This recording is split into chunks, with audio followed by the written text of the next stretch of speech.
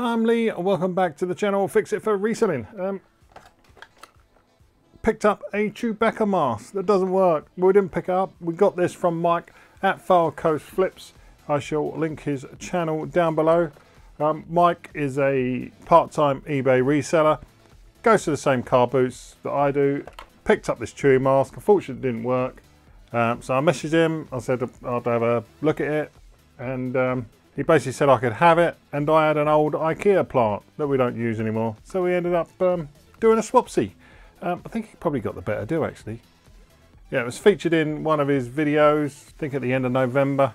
But yeah, go and check out Mike at Fylde Flips' channel.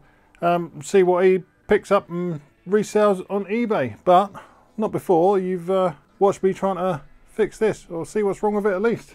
So let's get into this, run the intro.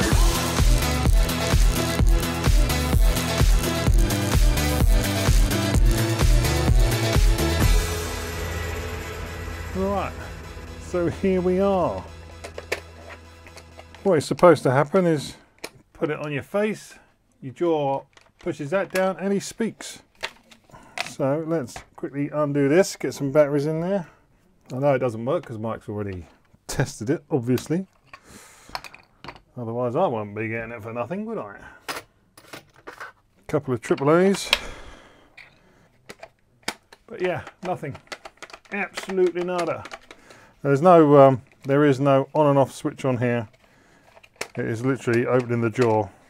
You must have a switch that sets it off. So yeah, nothing.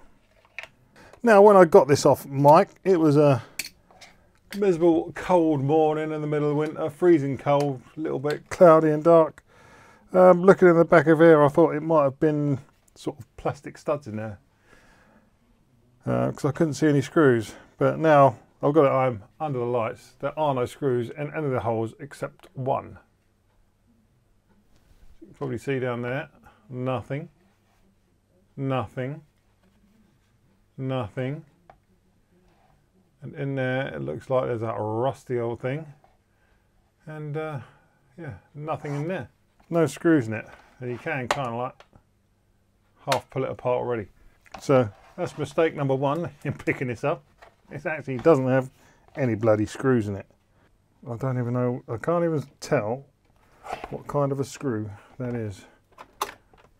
Let's try with a little Phillips first. No, a little flathead. It's absolutely rusted and mangled in here. This is not going to do anything. I think it should be a Phillips, but there's just no grip on that or whatsoever. It's already been rounded and destroyed.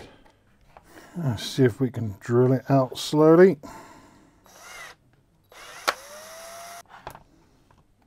Well, didn't take much. The rusty old head has snapped off already. Right, let's see how this comes apart. Presumably, just pops out. Yep. There we go. Little bits glistening on that, like little bits of water. Who knows? God knows what's in there. All white crap in there. More corrosion down here. Is it battery leakage? Looks like we've got a bit of rust or something down on the speaker. Yeah, got rusty now there.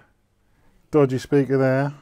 Right, now obviously for most people this isn't worth fixing. But you know, someone might have one of these, interested in taking it apart. Could be like someone could have a couple of wires that are loose. You never know. Someone might be interested in trying to fix a Chewbacca mask. So that's going to pop out of there. These terminals look a bit rusty.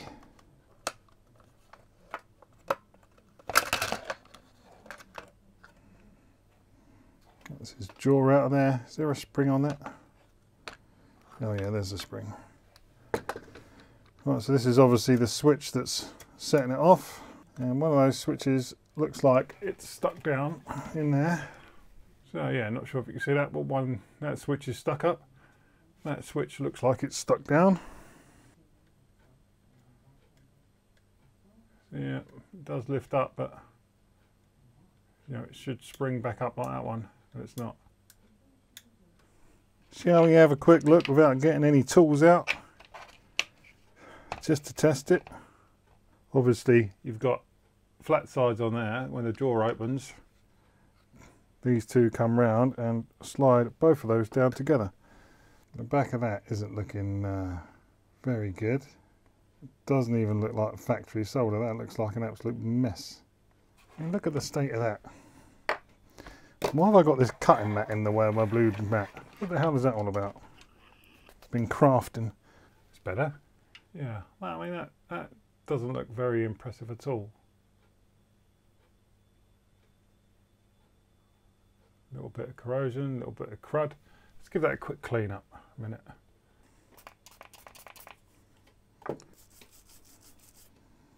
Alright, let's test to see if this switch even does anything. We'll go on to continuity mode, so I can hear it beep. Let's flip them upside down. So on continuity mode, you're basically connecting these two together. It's trying to speak.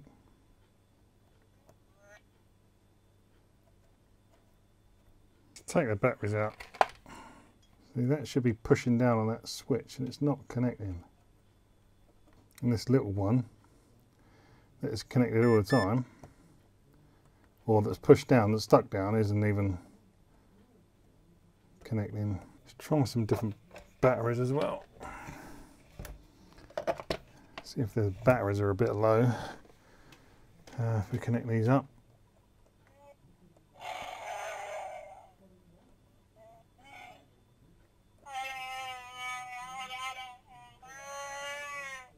Yeah, so those batteries are rubbish. That's working better. So that's working, connecting them up, so we know these switches are gone. Trying to see if I can wiggle these out the holes, but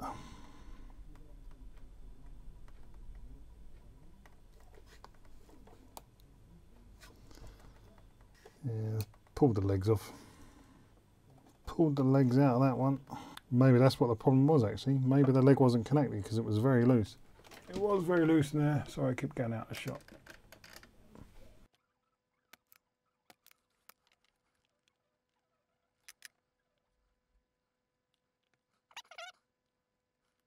So that's what it should be like. It should have those 3 pins.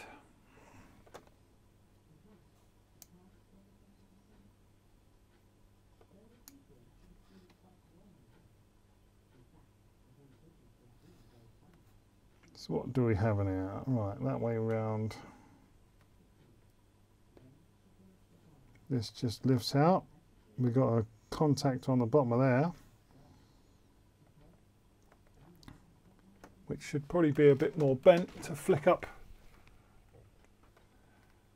Yeah, so it's got a contact on the bottom of it, which is literally, was that a contact that's just like fallen out? Is that knackered as well? Is that corroded?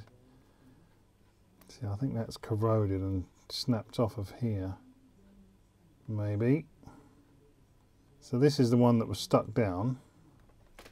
And then that there is the inside. So that's those ones. Let's take apart the one that's working. Or not working, the one that's at least springing. Well, if we pop that one out of there and just put it down a second. Yeah, the inside of here is just like corroded anyway. State of it. That looks all corroded in there. So I'll flip this over. See, and that's how that should be on there. So that is what's flicking it, making it bounce back up. It's these pieces of metal. I'll have a quick look up at these switches, see how much they are. Right, looking online, I can't find any of these. I can find similar ones. They're different sizes. They have the 4 legs, not the 3. So they're pretty impossible to find. And even if I wanted to buy the pack of the other switches, you have to buy 50 of them. And it's like £3 a pack, £3 post. It's not that, it's about 6 or 7 quid. And you get 50 switches and you only need 2. So like I say, it's not worth it. And also they would have to be the same height. So these contacts would hit at the bottom of here. They're at slightly different lengths.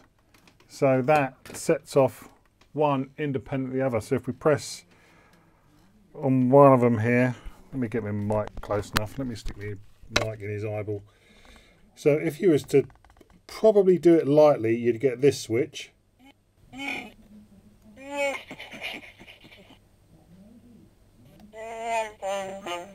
Yeah, so you get that one switch which will go through the sort of the smaller noises, say, or the quieter noises, different sort of sayings. Just those ones. Whereas this other switch on this side will do the, you know, the recognisable Chewie roar.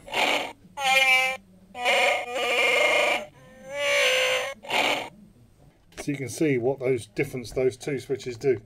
So let's try putting one of these switches back together. So we've got that broken one there. This was like the good button, but that one was all corroded. And then this was the bad button where all this is like snapped and broken off. But the base is good. So if we take the base, whoop, slot that switch in there, because you've got a little bit at the back there where the hinges go into. Doesn't really matter what cover we push back over it. And then we'll put this one back in over this side. Make sure it's all the way down to the board.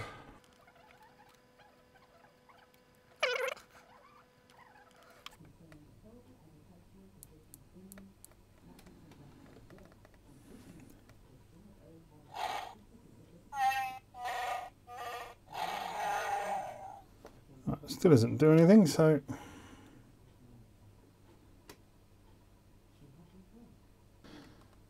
yeah, this is corroded in the corner as well.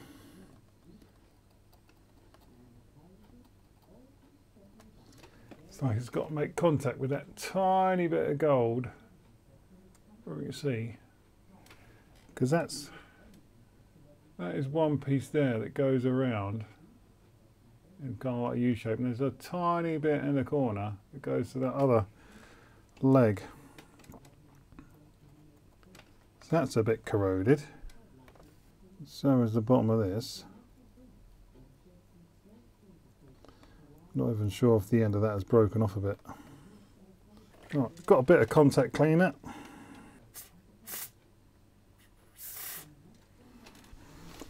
Bit of contact cleaner in there. Let's get this in. Snap our top back on. And there we go.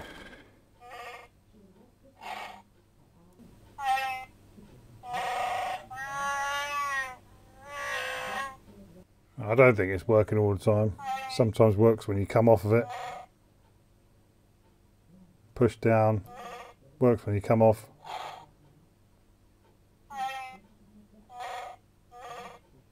Well, let's give it another, try and give it another quick clean.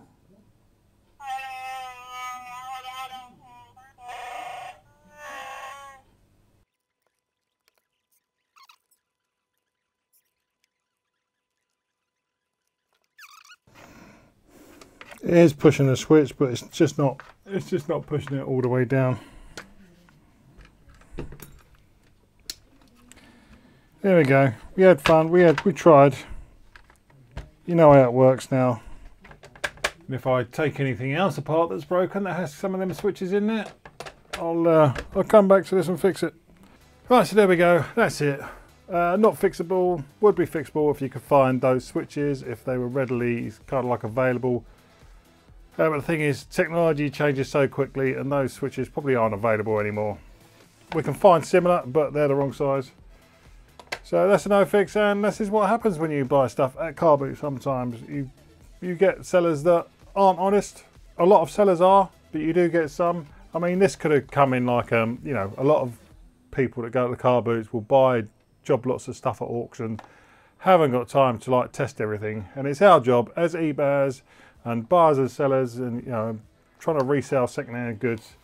It's up to us to sort of spot these and check them out. If I picked that up and seen the screws were missing, maybe that rusted screw in there, you know, I wouldn't have picked it up. But something like that, if it's a quid or two, it doesn't really matter. Yeah, I mean, if that was the seller that's taken it apart, taken all the screws out, full of rust and everything else in there, you know, if it was the seller that's done that and then gone and sold it, shame on them. But most sellers are good. Most sellers are fine. I'm not dissing car boot sellers. If it weren't for car boot sellers, we wouldn't pick up half the good stuff that we do. But that's it for this one. Thanks for watching. A little bit of fun. Go check out Mike, Fylde Coast Flips' YouTube channel. Yeah, some good videos. Go and see what he picks up and what he resells on eBay. And that's it for this one. Hopefully I will see you in the next.